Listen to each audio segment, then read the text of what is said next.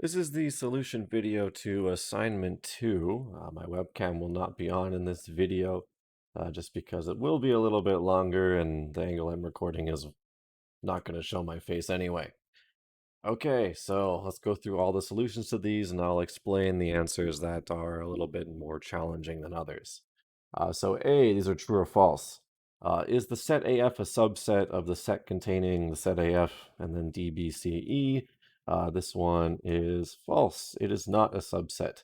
We need to find just the elements A and F within the set on the right, but we do not find that. Instead, we find the set containing A and F. So no, this is not a subset. Instead, the set containing AF is an element. We see the element AF in the set to the right, so this one is true. If we were to draw this set over on the left, we'd find the set AF, then D, B, C, and E. If we were to draw a set around the elements A and F, we would find something like this on the left. So as you can see, the set on the left is not contained with the set on the right. So for A, it's false. B is true. It's an element, not a subset. For C, the set YZ is a subset of the set YZ. So here's the set YZ. Now let's draw a set containing YZ. We see it's in the set YZ, so this is a subset. This is the fact that any set A is a subset of itself. So these two are the same, therefore it's a subset of itself. Is the set Z an element of the set on the right? So we're looking for this thing inside the set to the right, and indeed we do find that. That is true. Do we find the set Z? Is that a subset of the set containing Y and Z? This is also true. We're asking ourselves, are all of the elements in the set on the left also in the set on the right? Yes, we find Z in the left and we find Z on the right. So once again, here's our set on the left. Now that's our set on the right, YZ. Let's see if we can make the subset with just Z. Yes, we can. Z is contained within the set Y and Z. Okay, is the set containing W and the set containing X a subset of what's on the right? So we need to find just this thing as an element. So if we were to draw out the set on the right, we essentially need to find this thing as an element. But if we write out all of the elements that we actually have in the set, we have W, we have the set containing X, we have Y, and we have the set containing Z. We do not find that. So this statement is false. Finally, is the set YZ a subset of the set on the right? For the same reason, well, we need to find Y and Z in the set on the right. Well, we find Y, but we don't find just Z. We just find the set containing Z, but we need to find just Z on its own. So the answer to this one is also false. We do not find just Z on its own within that set. Okay, H, I, and J are about equivalencies and cardinality. So H, the set of X such that X is unmarried, is the same as the set of X such that X is not married. This is true. Being unmarried and not married are equivalent in English. Unmarried could mean, for some people, that you were married and then are no longer married. But this is the same thing as not being married. So yes, this set is equivalent. But I guess if you are thinking that not married means not ever married, you may have said false. So for that reason, I will accept either answer for H because your interpretation of not married could have been not married ever before, and unmarried could have been married before but no longer are. So two interpretations of what these could have meant. So I'll accept either, but the intention was that this was true. I, the set of X such that X has a PhD equals the set of X such that X is a doctor of medicine. These are false. For instance, someone who has a PhD in linguistics is not a doctor of medicine. So the sets are not equivalent. The set of X such that X is currently teaching LING 324 at SFU is 1. This is true. I am the only one teaching LING 324 at SFU right now, so there's currently one person in that set, and that is me. In other semesters, sometimes it's 2, so that would be false. Depends when this question is being asked, but currently it is 1. Okay, so 10 questions, 1% total, so 0.1 each. 2. Use set operations to create new sets. So F is UVWXYZ, G is TVXZ, H is TX, and the universe is TUVWXYZ. We have to write these out in list notation, so 0.25% each at 1.5% total. So we do the brackets first. So the first thing we're doing are common elements in F intersection H. So what is in both F and H? So H has T and X, F has U, V, W, X, Y, and Z. So the only thing in common with F and H is X. So we're taking everything in X, and then the union of T, V, X, and Z, because that's everything in G. So we're just taking things in X or things in TV, X, and Z. So this just gives us TV, X, and Z. So X could be there twice, but we don't write repeated elements, so we're just left with TV, X, and Z. F minus H or G, so we're going to do everything in the brackets first.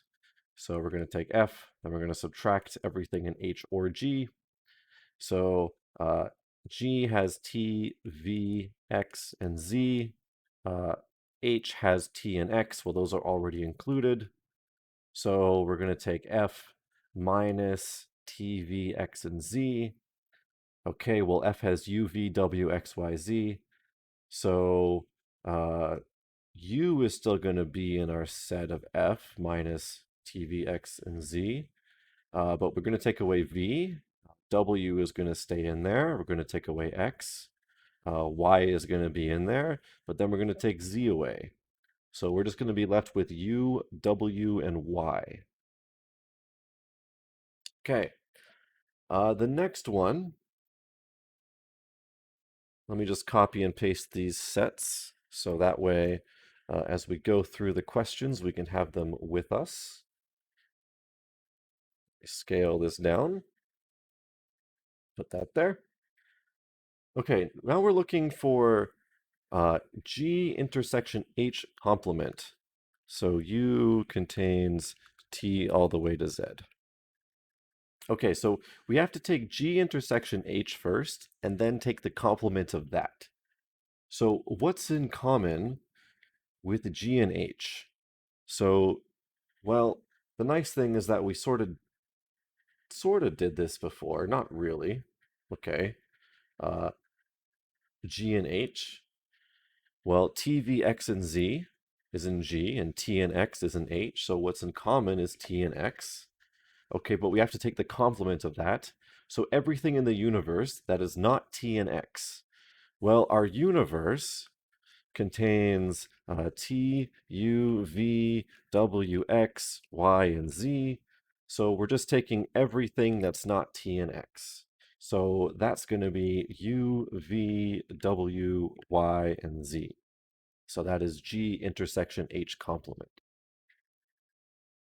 So this part right here is G intersection H, which means this over here is G intersection H complement. Okay, D now asks us for the cross product of G and H. So if we list out all of the elements in G, which is T, V, X, and Z, and all of the things in H, which are T and X, we're basically just making all the possible pairs. So there's 4 things in G and 2 things in H, which means we're going to end up with 8 possible pairs. So TT, TX, VT, VX, XT, XX, and ZT, ZX. So if we just write these out, we're going to get a set with 8 possible pairs. First, T and T. So the first thing comes from G, and the second thing comes from H. So we'll get T and X, we'll get V and T, we'll get V and X. I'm going to skip to the second line for the sake of space. We'll get X and T, we'll get X and X, we'll get Z and T, and we'll get Z and X. So those will be 8 pairs, and we'll see in each of these cases, the first element always comes from G, and the second element in our pair always comes from H. Okay, E, the power set of the empty set. Okay, first of all, the empty set has 0 elements, which means that the power set of the empty set is going to have 2 to the 0, which is 1 element. So remember, the power set is the set of all possible subsets. So the only thing that we can have here is the set containing the empty set. So this is the only possible subset we can have, so we just have the set containing that set. So this was really just a question of, do you understand that the power set is a set of all possible subsets? So did you remember to put the brackets around the empty set or not when you gave your solution? Okay, the last one, F, the one I say, this one may not look pretty. So let's take that set H and let's find the power set of this. So if you go through the process of finding the power set of H, you're going to find that the power set of H has 4 elements in it. It has the empty set, it has the set containing T, it has the set containing X, and it has the set containing T and X. If we look at the set H, we're going to find that it has T and it has X. So this will have 2 times 4, 8 elements in total, and each pair will be, for example, T empty set, T set containing T, T set containing X, T set containing T and X. So the pairs are not going to look pretty, but it's the same process as the cross product that we did before. So that's okay. It's a little ugly, but in the end, it's the same process. So we have a pair T empty set, we have a pair T set containing T, we have a pair T set containing X, we have a pair T set containing T and X, we have a pair X empty set, we have a pair X set containing T, we have a pair X set containing X, and then we have the pair X and the set containing T and X. So yeah, the brackets are a little bit messy. It doesn't look pretty, but it's the same process as before. So those are 0.25% each. If you made one little error in there, you didn't lose the entire point. So it was just a small penalty for one error. If it was more than one error, then the penalties were bigger. But of course, if there's lots of things going on in the set, then one minor error isn't a big deal. If there's not much happening in the set, then one error is a bigger deal. So depending on how much work there is, a small penalty, depending on how much work there is that goes into a question, one error is going to be less harmful overall to your score. Okay, question 3, constructing a set law proof. The set laws are on Canvas, they're on the lecture notes as well, and I gave you some extra things here. So to start out with, we're starting with the left side, x intersection y union x and x, or not x or not y, complement of those two. Okay, so basically the first step is to recognize that there is a complement outside of these brackets. So the first thing we want to do is use De Morgan's law to get those complements distributed inside. So we're going to get not x intersection not y. So that is De Morgan's, which I'll shorten as DEM. And remember, so the complement gets distributed to the two sets and the sign flips. The or becomes an and. At this point, what I'm going to do is I see two double complements. So I'm just going to get rid of both of those at once. So we're just going to end up with x and y, and this is the complement law. So I'm going to write comp times 2. You can do these as different steps if you want. But not x is the same thing as x. Not y is the same thing as y. At this point, I see x and y. And these are all the same signs inside the bracket, so I can move these around as I please. So in line 3, I have to be careful though, because this is a union. So I cannot just move things on the left and the right around as I please, because there's a union in between, but everything in the brackets on the right I can move around. So I'm going to group together the x intersection x and the y will be on the side. So this is the commutative law. So what I want to do here is I want to use the identity law given above to reduce x intersection x to just x. So I have x complement intersection y union, and now I'm going to reduce this to x intersection y. So this was the idempotent law shown above. So x and x is the same thing as x. Like dogs and dogs are happy. It's the same thing as saying dogs are happy. Okay, so this one might have been a little bit more difficult. At this point, we have x complement and y, or x and y. So now we have to do the distributive law, but in reverse. So normally when we talk about the distributive law, we go from smaller to larger, but now we're going in the other direction. So like I said, 3 times 2 plus 1 is the same thing as 3 times 2 plus 3 times 1. And normally we think of expanding it, but we can go in the other direction as well.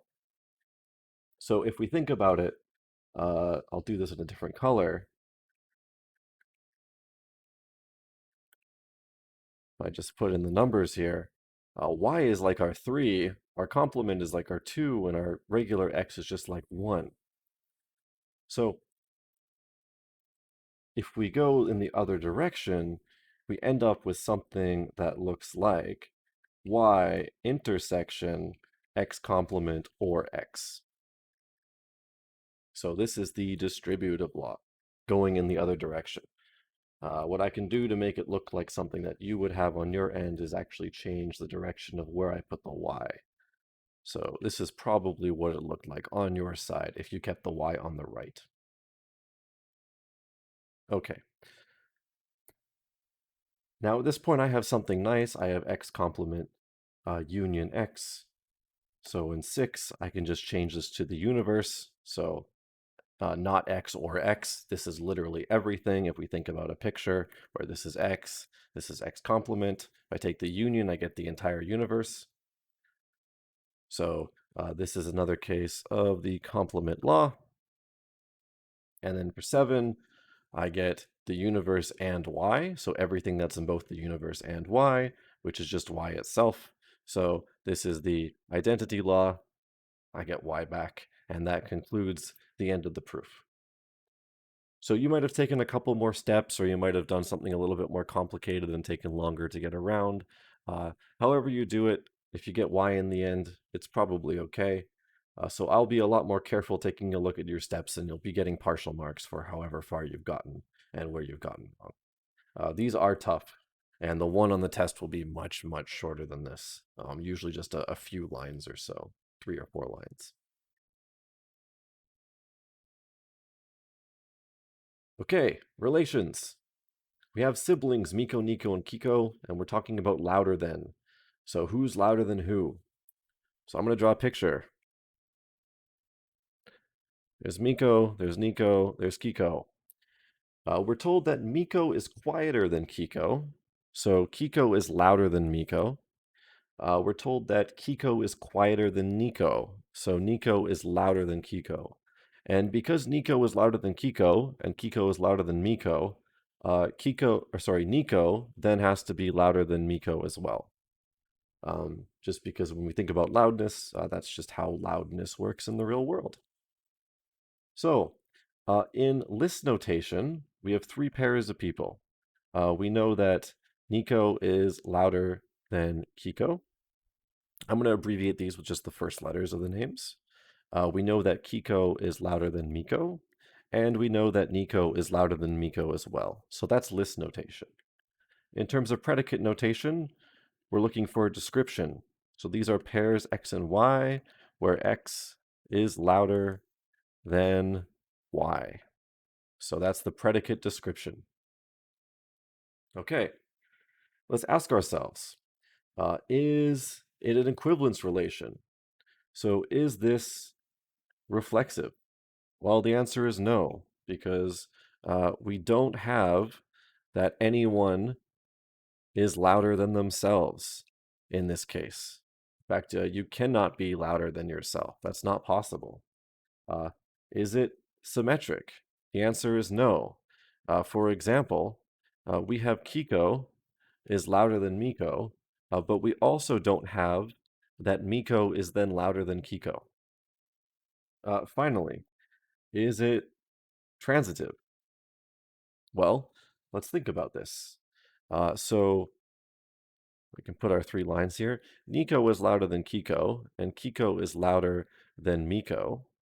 So do we have in this case Nico is louder than Miko? Yeah. Is there any other sequence of arrows that we could follow to deny this? No, there isn't. So yeah, it's transitive. That's fine, but it's not reflexive and it's not symmetric. So is it an equivalence relation? The answer is no, because it's not reflexive and it's not symmetric. Okay, so that's A and B. Now, what C and D are doing is they're asking us to find the inverse of this. So what the inverse is asking is to find the same relation, but with the arrows reversed. So where instead of we're looking at pairs A and B, we instead reverse them to be B and A. So really what we're doing is we're just looking at the other direction. So if I have a picture with this editing software, with this drawing software, I can kind of just make this much faster. I can just change the arrows around. So now using list notation and predicate notation, I could say, okay, I have the pair Miko Kiko, I have the pair Kiko Nico, and now I have the pair Miko and Nico. Okay, and then in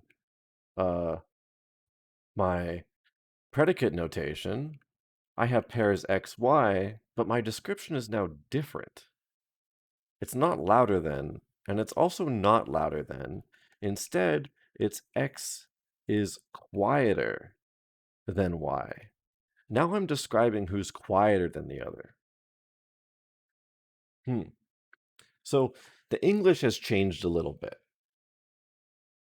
So that's something you might have had to think about. And it instead matches the description I gave you in the beginning, where Miko is quieter than Kiko, and Kiko is quieter than Nico.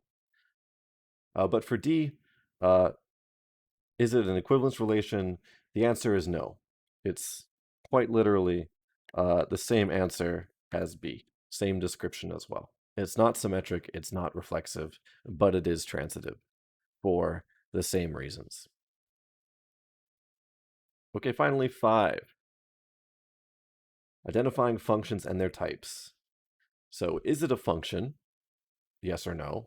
And if it is a function, is it one-to-one or onto? So we have 5 people, Steve, Carol, Mike, Bill, and Carlos, and A, B, C, D, F. So which relations are functions? So we can draw these. In fact, that might be a good thing to do. So I'll just do a picture for each one, A, B, C, D, and F. And let's just do the first 2 letters of names. So Steve, Caro, Mike, Bill, and Carlos. Okay, I'm going to copy this image I have right here and just put one beside each one, so that way we can just draw it when we get to it. Okay, let's draw some arrows. So Steve goes to C, Carol goes to B, Mike goes to F, Bill goes to D, and Carlos goes to A. So yes, this is a function. All the things on the left go to exactly one thing on the right. It is onto everything on the right is being mapped to, so the whole range is covered. Furthermore, it's also one-to-one. It's 1-to-1 because everything on the left goes to a unique output on the right. There is 1A, 1B, 1C, 1D, and 1F. Okay, B. Steve goes to C. Carol goes to B. Mike goes to B. Bill goes to D. And Carlos goes to D. So this is a function. Everything on the left goes to exactly one thing on the right. But it is not onto. It's not onto because we only have part of the things on the right that are being mapped to. Nothing goes to A, nothing goes to F. And it's not 1-to-1. And that's because Carol and Mike both go to the same thing, and Bill and Carlos also go to the same thing. So each thing on the left doesn't go to a unique thing on the right. Okay. C. Steve goes to C. Carol goes to B. Mike goes to F. Bill goes to D. And then Carol goes to A. So no, this is not a function. And it's not a function because Carlos doesn't go to anything. Carlos not in a pair. For a function, we need everything in our domain to be mapped to something.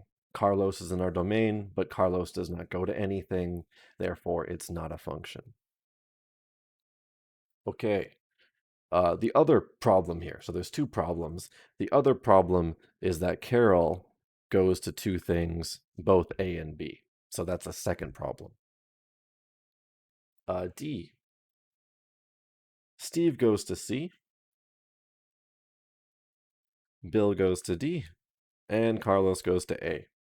So this is also not a function for the same problem as above. There are two things in our domain that do not go to anything in our codomain. There's no output for them. So this is not a function. Okay, so these are the learning and reinforcement question answers. I'll do the understanding and extension answers in another video. If there's any questions, discussion board, office hours, any way you can reach me, I'll be happy to answer them.